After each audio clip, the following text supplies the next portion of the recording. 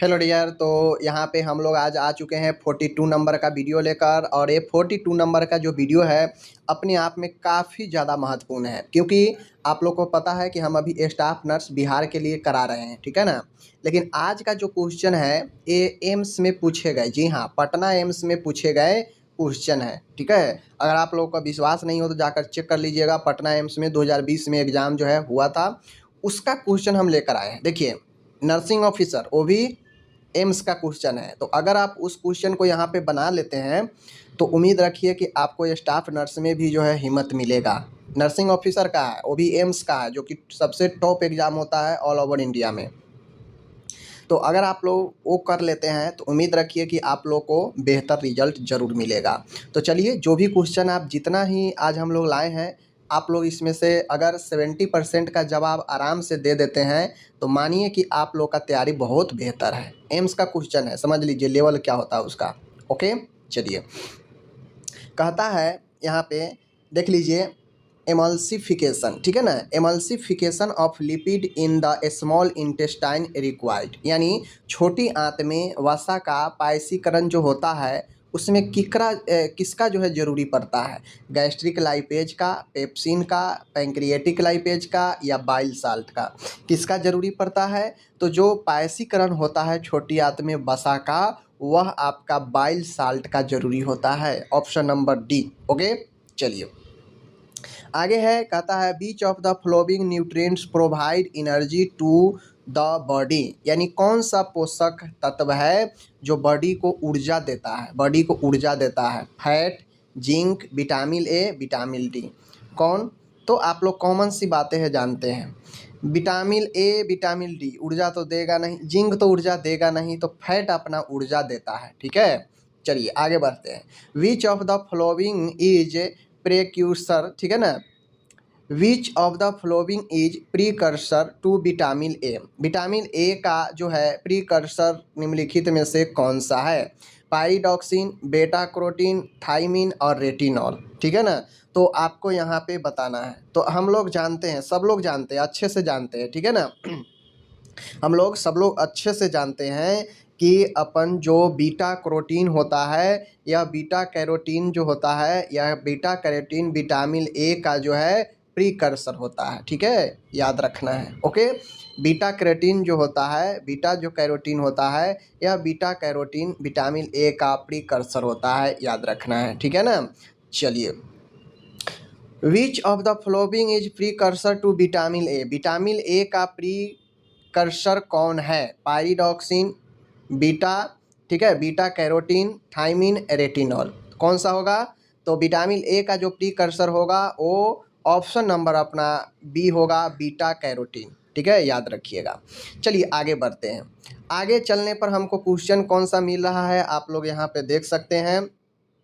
An average healthy person, एक स्वस्थ व्यक्ति में कोई रोग नहीं है, with no disease should ideally get, मतलब एक व्यक्ति है, हेल्दी है, जिसको कोई रोग नहीं है, ठीक है, उसको कितना चाहिए, कितना लेना चाहिए of his her daily calorie requirement from healthy fat, यानी एक हेल्दी स्वस्थ वसा से, फैट से उसको डेली कितना कैलोरी जो है लेना चाहिए, ठीक है ना, कितना लेना चाहिए, जो एक बेगर बीमारी यानी हेल्दी पर्सन है, जिसको प्रतिदिन कितने कैलोरी फैट से लेना चाहिए, ठीक है। ऑप्शन है अपना 5 से 60%, 70 से 80%, 20 से 30% एंड 5 से 10%। फैट का कितना परसेंट जो है कैलोरी उसको प्रतिदिन जो है मिलना चाहिए, ये चीज़ें को देख लीजिए। तो राइट आंसर ऑप्शन नंबर कौन सा होगा, सी होगा, 20 से 30। अगर ज़्यादा फैट लेने लगेगा तो व्यक्ति जो है समस्या में आ जाएगा, उसको हार्ट से रिलेटेड परेशानी होने लगेगा। फैट जो है दिक्कत करता है बॉडी में, एनर्जी तो देता ही है लेकिन दिक्कत भी करता है, इसलिए 20 से 30% जो है आपको काफ़ी है। ओके ना, आगे बढ़ते हैं।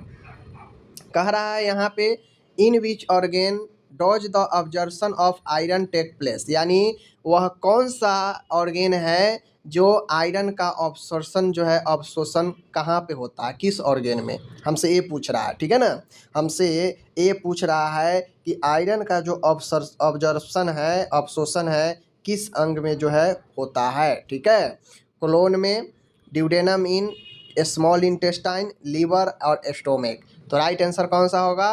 Right answer option number B, छोटी आंत में आयरन का अवशोषण होता है, याद रखना है। ठीक है, चलिए आगे हम लोग यहाँ पे बढ़ते हैं। चलिए, कहता है vitamin B1 is also known as, यानी विटामिन B1 को हम लोग और किस नाम से जानते हैं? Pyridoxine, thiamine, riboflavin and niacin. My dear, vitamin B1 को हम लोग थायमिन के नाम से जानते हैं, आप लोग को पता होना चाहिए। ठीक है, आगे हम लोग बढ़ते हैं। नेक्स्ट क्वेश्चन है यहाँ पे, which of the following trace element is essential for synthesis of insulin, यानी इंसुलिन के संश्लेषण के लिए वह ट्रेस एलिमेंट कौन सा है जो आवश्यक है इंसुलिन के संश्लेषण के लिए? तो इंसुलिन के संश्लेषण के लिए कौन है जो आवश्यक है, कौन सा element? Cobalt, iron, zinc, sodium. आपसे एग्जाम में पूछ देगा कि भाई बताओ जिंक के संश्लेषण के लिए कौन से तत्व जो है जरूरी है? तो ऑप्शन नंबर कौन सा होगा? अपन ऑप्शन सी होगा। ठीक है, तो ऐसे याद करके आपको रखना है। ओके ना, चलिए एकदम एम्स का क्वेश्चन है और आप लोग घबराइए नहीं, एम्स का क्वेश्चन काफ़ी लाजवाब होता है, समझ गए। विच of the following is an essential amino acid, इसमें पूछ रहा है कि कौन जो है आवश्यक एमिनो एसिड है। आपको पता है 20 जो है आपको एमिनो एसिड नेचुरल में है, प्रकृति में, उसमें से कुछ इसेंशियल है, कुछ नॉन इसेंशियल है। तो इसमें हमसे एसेंशियल पूछ रहा है, तो नियासिन, थायमिन, पायरिडॉक्सिन, ये सब तो होगा नहीं, तो होगा अपना वैलिन। वैलिन एक इसेंशियल एमिनो एसिड है, याद रखिएगा। ठीक है, कैलोरीज जनरेटेड पर gram of fat is approximately, यानी कैलोरी उत्पादन होता है पर ग्राम फैट, कितना कितना, यानी 1 ग्राम अगर फैट है तो उसमें कितने कैलोरी जो है आपको मिल जाएंगे लगभग, ये बताना है हमको। ठीक है ना, तो ऑप्शन नंबर कौन सा होगा?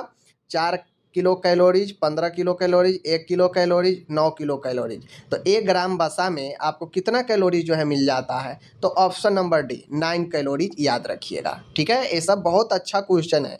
अब ऐसा नहीं है कि एकदम ऐसा क्वेश्चन पूछ देता है कि बने ही नहीं, नहीं, अगर जो बढ़िया से पढ़े ना एम्स में भी करेक्ट कर सकता है। ये एम्स का क्वेश्चन है 2020 का। ठीक है, चलिए इस सब से आपको कॉन्फिडेंस बढ़ेगा। ठीक है ना, चलिए आगे बढ़ते हैं हम लोग। आगे हम लोग चलते हैं यहाँ पे।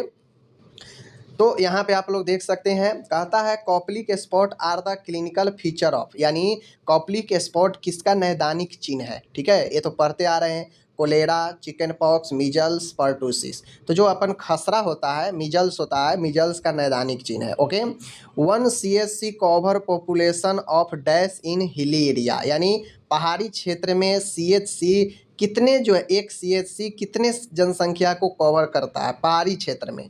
तो आपको पता है अगर मैदानी क्षेत्र होता तो 1,20,000 के जनसंख्या पर, ठीक है ना, लेकिन पहाड़ी क्षेत्र में 80,000 के जनसंख्या, ऑप्शन ए। ठीक है, आगे बढ़ते हैं। आगे का क्वेश्चन है यहाँ पे माय डियर कि the number of all current cases of a disease eight one point of time is called, कह रहा है कि एक समय में जो जितने भी रोग हैं जितने भी करेंट केसेज है उन सबको क्या कहा जाता है? एक जगह पर रोगों का जितने भी रोग है, करेंट केस जितने भी चल रहे हैं, वह एक समय में एक जगह पे क्या कहा जाता है? ठीक है ना, तो पीरियड देख लीजिए, period, prevalence, point incidence, point prevalence, time prevalence, क्या कहा जाता है माय डियर? तो जो कहा जाता है मैं आपको यहाँ पे क्लियर कर देता हूँ, वो कहा जाता है पॉइंट प्रीवेलेंस, यानी एक समय में जो जितने भी करेंट केसेज है उन सबको जो है एक समय में एक जगह पर जो होता है उन सबको पॉइंट प्रीवेलेंस कहते हैं। ठीक है ना, आगे बढ़ते हैं। ठीक है, आगे बढ़े, चलिए अब यहाँ पे आता है हम लोग के पास बहुत अच्छा क्वेश्चन है, इन विच ईयर वाज द राष्ट्रीय स्वास्थ्य बीमा योजना RSBY इंट्रोड्यूस्ड, यानी किस वर्ष जो है RSBY योजना जो है इंट्रोड्यूस्ड किया गया, यानी लाया गया। ठीक है ना, तो माय डियर 2006, 2008, 2007, 2005। तो जो राष्ट्रीय स्वास्थ्य बीमा योजना है, आपसे इसका फुल फॉर्म भी पूछा जा सकता है कि बताइए full form of the RSBY, तो राष्ट्रीय स्वास्थ्य बीमा योजना। इसको जो इंट्रोड्यूस किया गया वो अपन किया गया जो है 2008 में, याद रखना है। ठीक है, कहता है hardness of water is expressed as, यानी कहता है हम लोग को जल का जो हार्डनेस है वो हम लोग किस रूप में व्यक्त करते हैं, पीपीएल में, एमजी प्रति लीटर में, या एमईक्यू पर एमएल में, या एमजी परसेंटेज में। तो वाटर का जो हार्डनेस है, कठोरता है, किस रूप में हम लोग जो है व्यक्त करते हैं, हमको जो है ये बताना है। तो देखिए हम लोग जो व्यक्त करते हैं वो हम लोग करते हैं एमजी प्रति लीटर, याद रखिएगा एमजी प्रति लीटर। ओके, चलिए आगे बढ़ता हूँ। आगे का क्वेश्चन है my dear, the route of administration of hepatitis B vaccine, यानी हेपेटाइटिस बी वैक्सीन का रूट यानी माध्यम कौन सा है देने का, इंट्रामस्क्यूलर, सबक्यूटेनियस, इंट्राथेटिकल और इंट्राडर्मल। ठीक है ना, हमसे ये पूछ रहा है कि हेपेटाइटिस बी वैक्सीन जो है हम लोग जो है किस जो है रूट से देते हैं, तो intramuscular is the right answer. ठीक है, याद रखना है।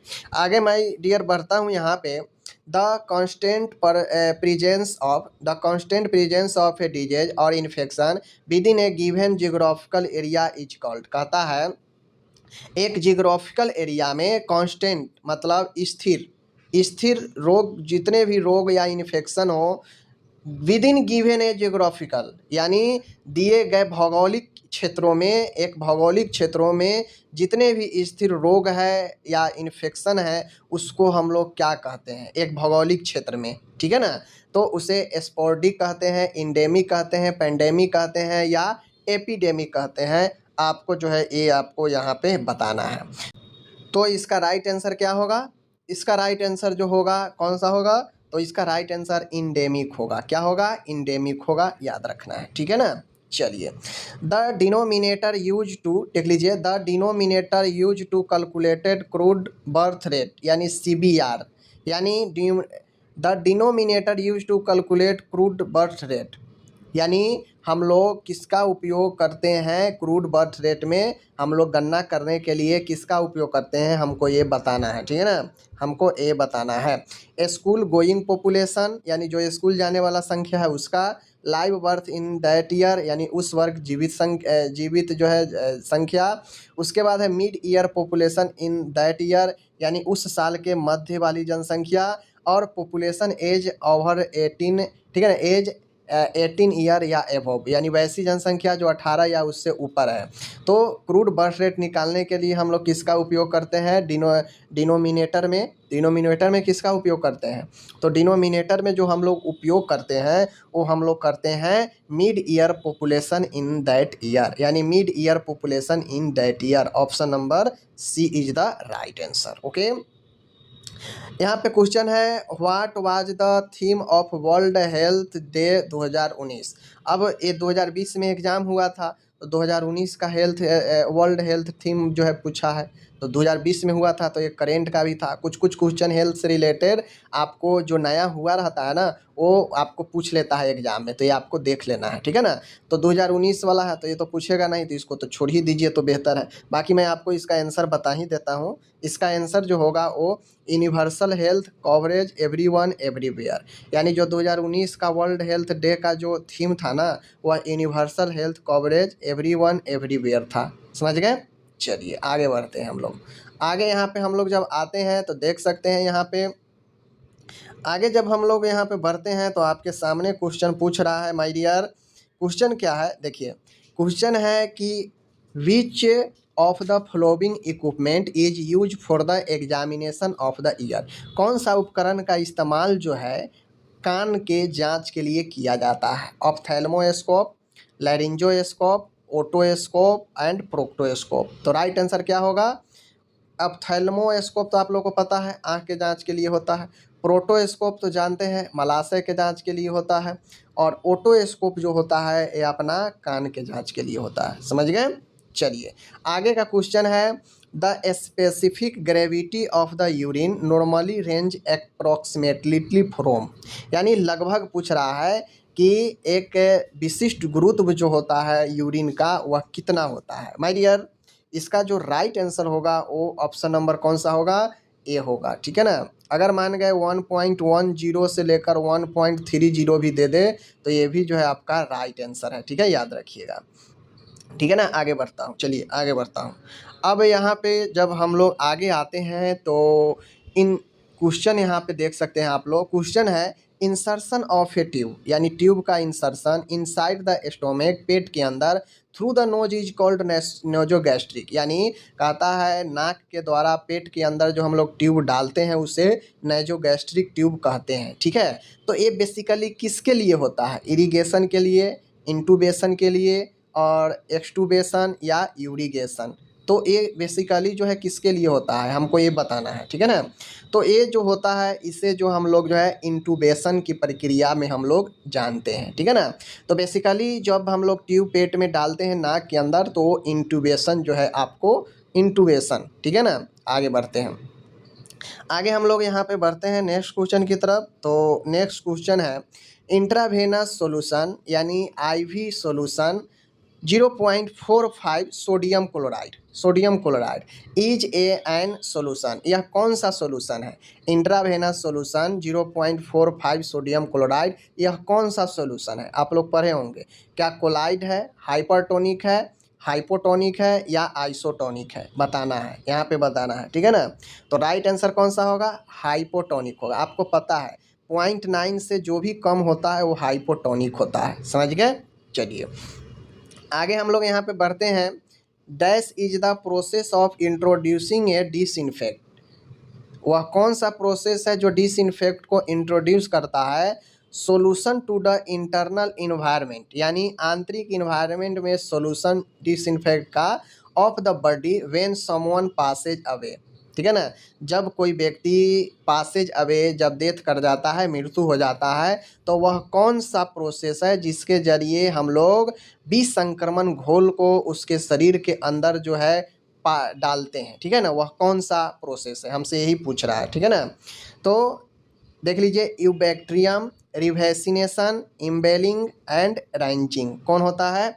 तो माय डियर इसका राइट आंसर जो होगा वो ऑप्शन नंबर जो है इम्बेलमिंग होगा। ठीक है ना, इम्बेलमिंग होगा, ऑप्शन सी राइट याद रखिएगा। जब कोई व्यक्ति डेथ कर जाता है, पासेज अवे हो जाता है, तो उसके अंदर एक डिसइंफेक्ट सॉल्यूशन डाला जाता है और वो एम्बलिमिंग कहलाता है।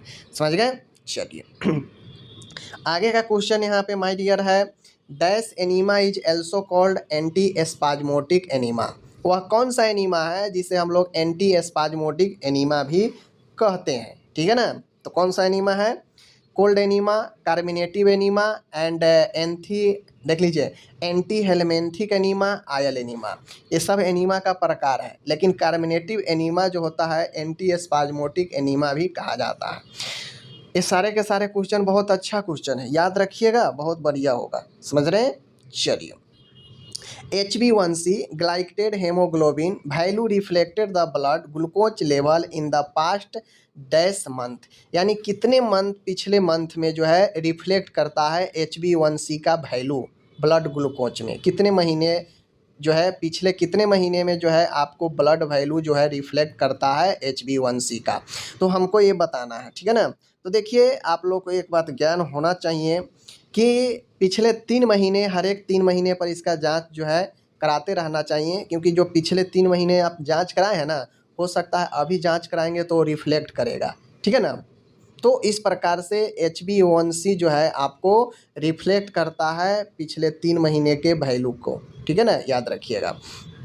आगे बढ़ते हैं हम लोग। बहुत अच्छा क्वेश्चन है माय डियर, यहाँ पे कह रहा है कि the sudden fall of temperature from high to normal within few hour is called, कहता है अचानक से तापमान का गिरना, नॉर्मल यानी हाई से नॉर्मल यानी उच्च से सामान्य होना, यह क्या कहलाता है? अचानक टेम्परेचर हाई से सामान्य हो गया तो यह क्या कहलाएगा? हाइपोथर्मिया, लाइसिस, ट्रू क्राइसिस या फल्स क्राइसिस? बुखार का ये प्रकार है, आपको पता होना चाहिए। तो ट्रू क्राइसिस जो होता है जिसमें हाई से अचानक नॉर्मल हो जाता है, तो इसे ट्रू क्राइसिस कहते हैं। ठीक है ना, चलिए आगे हम लोग बढ़ते हैं। क्वेश्चन है in a healthy individual weighing 70 kg at rest, आराम के समय 70 kg है एक स्वस्थ व्यक्तिगत में, the stroke volume is about, एक व्यक्ति जो स्वस्थ है, ठीक है, रेस्ट के समय उसका 70 kg वेट है, और तो उसका स्ट्रोक वॉल्यूम कितना होगा लगभग? माय डियर स्ट्रोक वॉल्यूम कितना होगा? 150 ml होगा, 100 ml होगा, 50 ml होगा और 70 ml होगा। तो ये आप लोग को मैं पहले भी पढ़ा चुका हूँ, जो लोग क्लास ले रहे हैं उनको पता है, ठीक है ना, उनको पता है कि 70 केजी के व्यक्ति है तो उसको लगभग रेस्ट के टाइम 70 ml जो है वो अपना स्ट्रोक जो है उसका होता है, ठीक है ना, याद रखना है। आगे है यहाँ पे क्वेश्चन अब अपना आ गया, बहुत अच्छा फिर से क्वेश्चन है। क्वेश्चन क्या है माय डियर यहाँ पे कि the expanded ends of a long bone are called, यानी expanded ends of a long bone are called, यानी बड़ी हड्डी का जो खत्म होने वाला एरिया है वह क्या कहलाता है, ठीक है ना। एक्सपेंडेड इन, जहाँ पे ख़त्म होता है बड़ी, जो बड़ी हड्डी है जहाँ पे वो ख़त्म होता है, इंड करता है, उसे हम लोग क्या कहते हैं, क्या कहते हैं, तो ट्यूबरकल कहते हैं, एपिकोंडाइल कहते हैं, डाइफाइसिस कहते हैं, एपीफाइस कहते हैं। क्या कहते हैं माय डियर, तो राइट आंसर ऑप्शन डी, एपीफाइस, ठीक है। चलिए, द पोस्टेरियर प्यूटिड ग्लैंडी कॉन्सिस्ट मेनली, यानी कहता है जो पीछे वाला जो प्यूटरी ग्लैंड के दो भाग, आगे और पीछे, तो पीछे वाला जो भाग है वो क्या रखता है, बीटा सेल रखता है, सी सेल रखता है, टी सेल रखता है, या न्यूरोनल प्रोजेक्शन रखता है, क्या रखता है, तो जो रखने की बात है न्यूरोनल प्रोजेक्शन रखता है, ये आपको याद रखना है, न्यूरोनल प्रोजेक्शन, ओके। चलिए, आगे है यहाँ पे which of the following hormone is not secreted from the anterior pituitary. अब आगे वाला प्यूटरिट ग्लैंड दो भाग है, पोस्टेरियर और एंटेरियर, कहता है नॉट सिक्रेटेड, यानी आगे वाला भाग से नहीं सिक्रेट होता है, इनमें कौन सा हार्मोन है जो प्यूटरिट ग्लैंड के अग्र भाग से नहीं सिक्रेट होता है, ठीक है ना, समझ रहे हैं बात को। तो देखिए, adrenocorticotropic, prolactin, human growth hormone and oxytocin, कोर हार्मोन है जो आपको नहीं सीक्रेट होता है, ये सीधा सीधा बात करना है। तो यहाँ पे जो राइट आंसर होगा वो ऑप्शन नंबर डी होगा, ऑक्सीटोसिन जो है आपको आगे वाला से नहीं होता है, पीछे वाला से होता है, ठीक है, याद रखना है। बाकी प्रोलैक्टिन, एड्रीनोकोर्टिको और ह्यूमन ग्रोथ हार्मोन ये सब आगे वाला से सीक्रेट होता है, ऑक्सीटोसिन नहीं होता है। इन बातें को आपको जो है ध्यान में करके जो है रखना है, ठीक है। चलिए, आगे क्वेश्चन माय डियर यहाँ पे आता है, देख लीजिए, बहुत अच्छा क्वेश्चन है। Dash is a cell that manufacture and store the protein keratin, वह कौन सा सेल है जो बनाता भी है और स्टोर भी करता है केराटिन प्रोटीन को, ठीक है।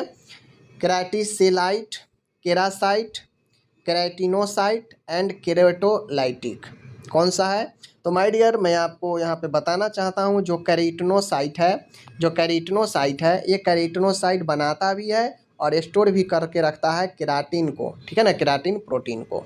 आगे का क्वेश्चन है माय डियर यहाँ पे, which of the following is an example of synarthrosis joint, ठीक है, सिनार्थ्रोसिस ज्वाइंट, सिनार्थ्रोसिस जो ज्वाइंट है यह किसका एग्जाम्पल है, fibrous joint of the skull structure, wrist joint, hip joint and elbow joint. तो जो सिंथ्रोसिस जो ज्वाइंट है, जो सिनेथ्रोसिस ज्वाइंट है, ये आपको किसका एग्जाम्पल है, तो ये अपन एग्जाम्पल है fibrous joint of the skull sutures, ठीक है, स्कल सूचर खोपड़ी का जो है उसका है बात कर रहा है, ठीक है ना। चले आगे बढ़ते हैं, ठीक है। चलिए, आगे का क्वेश्चन यहाँ पे माय डियर है, which one of the following hormone inhibits release of growth hormone, वह कौन सा हार्मोन है जो ग्रोथ हार्मोन को रिलीज होने से रोकता है, रिलीज होने से इनहिबिट करता है, यानी रोकता है, ठीक है ना, रोकता है। डोपामाइन, सोमैटोट्रोपिन, सोमैटोस्टैटिन और थायरोट्रोपिन इनहिबिटिंग हार्मोन। तो आपको पता है सोमैटोस्टैटिन हार्मोन जो है क्या करता है, रेगुलेट करता है, या अन्य हार्मोन को रोकता है कि भाई इतना मत बहो आगे, ठीक है ना। तो सोमैटोस्टैटिन अन्य हार्मोन को इनहिबिट करने का काम करता है, ऑप्शन सी, ठीक है। आगे है माय डियर यहाँ पे, oxytocin is mainly involve in which of the flowing function, यानी ऑक्सीटोसिन मेनली रूप से किस कार्य में इन्वॉल्व होता है, मोटर स्किल में, चाइल्ड बर्थ एंड लैक्टेशन में, ग्रोथ एंड मेंटल एबिलिटी में, रेगुलेशन ऑफ ब्लड प्रेशर में। तो किस में जो है होता है, तो देखिए मैं बता दूं, ऑक्सीटोसिन मेनली इन्वॉल्व जो है बच्चे के जन्म में और लैक्टेशन में यानी दूध के स्रावन में काफ़ी ज़्यादा महत्वपूर्ण होता है। बच्चे के जन्म होता है तो जन्म से पहले भी जो है कंट्रैक्शन में रोल निभाता है और जन्म के बाद भी जो है ब्लडिंग को रोकने के लिए कंट्रैक्शन को रोल निभाता है और साथ में लैक्टेशन में तो महत्वपूर्ण भूमिका निभाता ही है। तो ये आपका हो गया। चलिए अब आगे हम लोग बढ़ते हैं, ठीक है। चलिए आगे क्वेश्चन आता है यहाँ पे, ये भी अच्छा क्वेश्चन है। The apex of the heart is formed mostly bye, यानी कहता है कि द एपेक्स ऑफ हार्ट यानी हार्ट का जो मोस्टली जो भाग है किससे बना होता है। Left ventricle, right atrium, left atrium and central ventricle. तो यहाँ पे हमको जो होगा वो लेफ्ट वेंट्रिकल होगा, ठीक है। यानी एपेक्स हार्ट का जो एपेक्स भाग है वह फॉर्म बना होता है लेफ्ट वेंट्रिकल से, ठीक है, याद रखना है। चलिए आगे बढ़ते हैं। आगे है which of the flowing is the largest cranial nerve. Largest सबसे बड़ा क्रेनियल नर्व सीएन कौन सा है, ठीक है, कौन सा है। तो मैं आपको यहाँ पे बता दूँ right answer option number D होगा, क्रेनियल नर्व। इसे हम लोग ट्रांसजेमिनल नर्व कहते हैं, याद रखिएगा, ठीक है। कहता है tarsals of the ankle are example of which types of bone, यानी टार्सल्स बोन किस प्रकार के जो है आपको हड्डी का उदाहरण है, ठीक है ना। यहाँ पे देख लीजिए टार्सल्स ऑफ द एंकल यानी एंकल का टार्सल्स किस प्रकार के हड्डियों का उदाहरण है, हमसे जो है यही पूछ रहा है, ठीक है ना। देखिए short bone, sesamoid bone, long bone, pneumatic bone. तो राइट आंसर शॉर्ट बोन होगा, ठीक है। एंकल का शॉर्ट बोन ही होता है, याद रखना है। चले आगे बढ़ते हैं।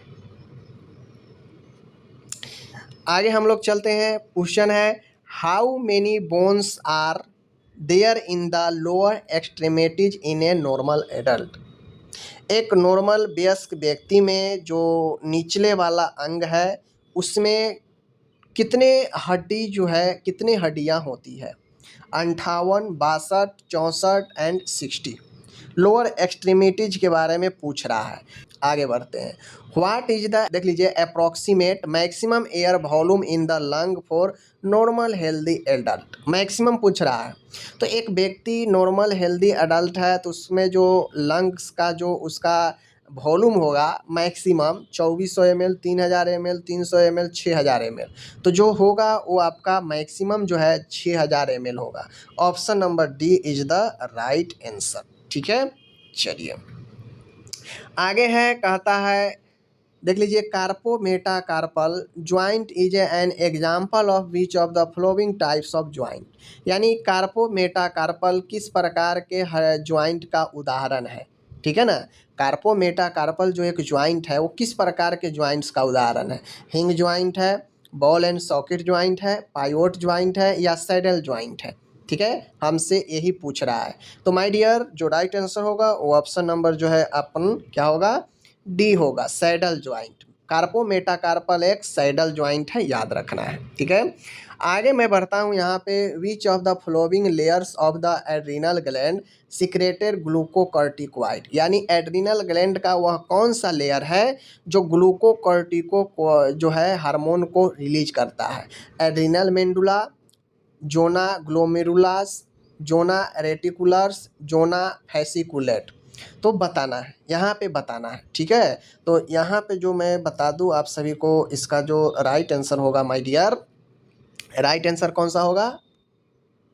तो इसका जो राइट आंसर होगा एड्रिनल ग्लैंड का जो सीक्रेट करने वाला जो ग्लूकोकॉर्टिकॉइड है, यह जिस लेयर से सीक्रेट होता है उसे हम लोग जोना फैसिकुला बोलते हैं, ठीक है, जोना फैसिकुला बोलते हैं, याद रखिएगा।